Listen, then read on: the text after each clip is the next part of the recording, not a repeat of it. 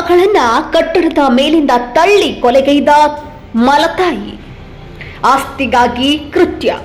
ಹೌದು, ಮಲಮಗಳಿಗೂ ಆಸ್ತಿ ಹಂಚಿಕೆ ಆಗುತ್ತದೆ ಎಂಬ ಕಾರಣಕ್ಕೆ ಮಹಿಳೆಯೊಬ್ಬಳು 3 ಮಹಡಿ ಕಟ್ಟಡದ ಮೇಲಿಂದ ಬಾಲಕಿಯನ್ನ ತಳ್ಳಿ ಕೊಲೆ ಮಾಡಿದಂತಹ ಘಟನೆ ನಗರದ ನ್ಯೂ ಆದರ್ಶ ಕಾಲೋನಿಯಲ್ಲಿ ಇತ್ತೀಚೆಗೆ ನಡೆದಿದೆ. ಈ ಸಂಬಂಧ ಆರೋಪಿ ಮಹಿಳೆಯನ್ನ ಪೊಲೀಸರು ಬಂಧಿಸಿದ್ದಾರೆ.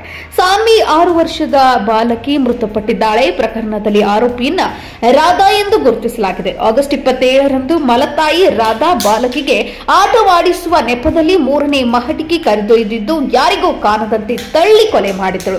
ಬಾಲಕಿಯು ಆಯತಪ್ಪಿ ಬಿದ್ದಿದ್ದಾಳೆ ಎಂದು ನಂಬಿದ್ರು. ಈ ಬಗ್ಗೆ ಆಕಸ್ಮಿಕವಾಗಿ ಬಿದ್ದ ಬಾಲಕಿ ಮೃತಪಟ್ಟಿದ್ದಾಳೆ ಎಂದು ತಂದೆ ಸಿದ್ಧಾಂತ ನೀಡಿದಂತಹ ದೂರಿನ ಮೇರೆಗೆ ಗಾಂಧಿಗಂಜ್ ಪೊಲೀಸ್ ಠಾಣೆಯಲ್ಲಿ ಯುಟಿಆರ್ ಪ್ರಕರಣ ದಾಖಲಾಗಿತ್ತು. ಮರಣೋತ್ತರ ಪರೀಕ್ಷೆ ನಡೆಸಿ ತನಿಖೆ ಮುಂದುವರೆಸಲಾಗಿತ್ತು ಎಂದು ಪೊಲೀಸ್ ವರಿಷ್ಠಾಧಿಕಾರಿ ಪ್ರದೀಪ್ ಗುಂಟಿ ಅವರು ಮಾಧ್ಯಮಗೋಷ್ಠಿಯಲ್ಲಿ ಮಾಹಿತಿಯನ್ನ ನೀಡಿದ್ರು. ಸಿಸಿಟಿವಿ ದೃಶ್ಯದಿಂದ ಕೊಲೆ ಬಯಲಿಗೆ ಬಂದಿತ್ತು. ಕೆಲ ದಿನಗಳ ಬಳಿಕ ಸೆಪ್ಟೆಂಬರ್ 13ರಂದು ಸಾರ್ವಜನಿಕರೊಬ್ಬರು ನಮಗೆ ಸಿಸಿಟಿವಿ ದೃಶ್ಯಗಳನ್ನ ತಂದುಕೊಟ್ರು. ವಿಡಿಯೋ ಪರಿಶೀಲಿಸಿದಾಗ ಬಾಲಕಿ ಆಕಸ್ಮಿಕವಾಗಿ ಬಿದ್ದು ಸಾವನ್ನಪ್ಪಿಲ್ಲ, ಮಲತಾಯಿಯೇ ತಳ್ಳಿ ಕೊಲೆ ಮಾಡಿದ್ದಾರೆ ಎಂಬುದು ಗಮನಕ್ಕೆ ತಿಳಿದು ಬಂದಿತು. ಅದರ ಪ್ರಕಾರ ಬಾಲಕಿಯ ಅಜ್ಜಿ ಠಾಣೆಗೆ ಬಂದು ಕೊಲೆ ಪ್ರಕರಣ ದಾಖಲಿಸಿದ್ರು. ಆ ಬಳಿಕ ನಾವು ಆರೋಪಿ ಮಹಿಳೆಯನ್ನ ಸೋಮವಾರ ಸೆಪ್ಟೆಂಬರ್ 15ರಂದು ಬಂಧನ ಮಾಡಿದ್ದೇವೆ. ಅಲ್ಲದೆ ಆರೋಪಿಯು ತಾನು ಕೊಲೆ ಮಾಡಿರುವ ಕೃತ್ಯವನ್ನು ಒಪ್ಪಿಕೊಂಡಿದ್ದಾಳೆ ಎಂದು ಎಸ್ಪಿ ತಿಳಿಸಿದ್ರು. ಕೊಲೆಗೆ ಕಾರಣವೇನೆಂದ್ರೆ ಮಗುವಿನ ತಂದೆಗೆ ಆರೋಪಿ ಮಹಿಳೆಯು 2ನೇ ಹೆಂಡತಿ ಆಗಿದ್ದಾಳೆ. ಆತನ ಮೊದಲ ಪತ್ನಿ 2019ರಲ್ಲಿ ಮೃತಪಟ್ಟಿದ್ದಾರೆ.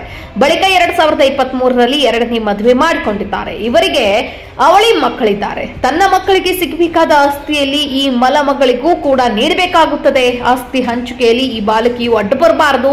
ತನ್ನ ಮಕ್ಕಳಿಗೆ ಎಲ್ಲಾ ಆಸ್ತಿ ಸಿಗಲೇಬೇಕೆಂದು ಈ ಕೊಲೆ ಮಾಡಿರುವುದಾಗಿ ಪೊಲೀಸ್ ತನಿಖೆಯಲ್ಲಿ ತಿಳಿದು ಬಂದಿದೆ ಎಂದು ಮಾಹಿತಿ ನೀಡಿದರು.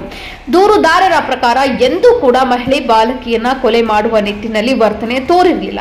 ಏಕಾಏಕಿ ಈ ಯೋಚನೆ ಹೇಗೆ ಬಂತೆಂದು ಗೊತ್ತಿಲ್ಲ ಎಂದಿದ್ದಾರೆ. ಇದು ಮೊದಲೇ ಪ್ಲಾನ್ ಮಾಡಿ ಎಸಗಿರುವ ಕೃತ್ಯವೇ ಎಂಬುದು ತನಿಖೆಯಲ್ಲಿ ಗೊತ್ತಾಗಬೇಕಿದೆ. ಬಾಲಕಿಯು ಮೇಲಿಂದ ಬಿದ್ದ ತಕ್ಷಣ ಮೃತಪಟ್ಟಿರಲಿಲ್ಲ. ಬಳಿಕ ಅಕ್ಕಪಕ್ಕದವರು ನೋಡಿ ಆಂಬ್ಯುಲೆನ್ಸ್ನಲ್ಲಿ ಆಸ್ಪತ್ರೆಗೆ ಸಾಗಿಸುವ ಸಂದರ್ಭದಲ್ಲಿ ಸಾವನ್ನಪ್ಪಿದೆ. ತಲೆಯಲ್ಲಿ ಆಂತರಿಕ ಗಾಯಗಳಿಂದಾಗಿ ಬಾಲಕಿ ಕೊನೆಯುಸಿರೆಳೆದಿದ್ದಾಳೆ ಎಂದು ಎಸ್ಪಿ ಪ್ರದೀಪ್ ಗುಂಟಿ ವಿವರಿಸಿದರು.